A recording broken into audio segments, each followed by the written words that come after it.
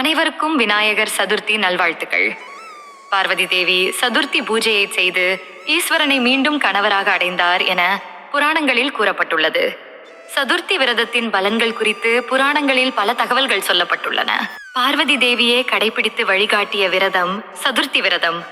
தட்சன் வளர்த்த யாக குண்டத்தில் விழுந்த தாட்சாயணி தேவி பர்வதராஜனுக்கு மகளாக பிறந்து பார்வதி என்னும் பெயருடன் வளர்ந்து வந்தார்.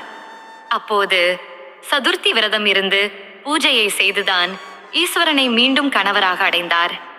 ராஜா கர்த்தமன், நளன், சந்திராங்கதன், முருகன், ஆதிசேஷன், தட்சன் மற்றும் பலர் விநாயகர் சதுர்த்தி விரதத்தை கடைபிடித்து உயர்ந்த நிலை அடைந்தனர். விநாயக பக்தர்களில் தலை சிறந்தவர் புருசுண்டி முனிவர். விநாயகரை நோக்கி தவம் இருந்து விநாயகரை நேரடியாக தரிசனம் செய்தவர். தேவேந்திரனுடைய விமானம் சங்கடஹர சதுர்த்தி விரத பலனாலேயே மீண்டும் விண்ணில் பறக்க ஆரம்பித்தது. கிருதவீரியன் இந்த விரதத்தின் பலனால் உத்தமமான குழந்தை செல்வம் அடைந்தான். சூரசேனன் என்னும் மன்னன் விநாயகர் விரதத்தை கடைபிடித்ததோடு தன் நாட்டு மக்கள் அனைவரும் இதை கடைபிடிக்கும்படி செய்து சகல செல்வங்களையும் பெற்றான் என்பது குறிப்பிடத்தக்கது.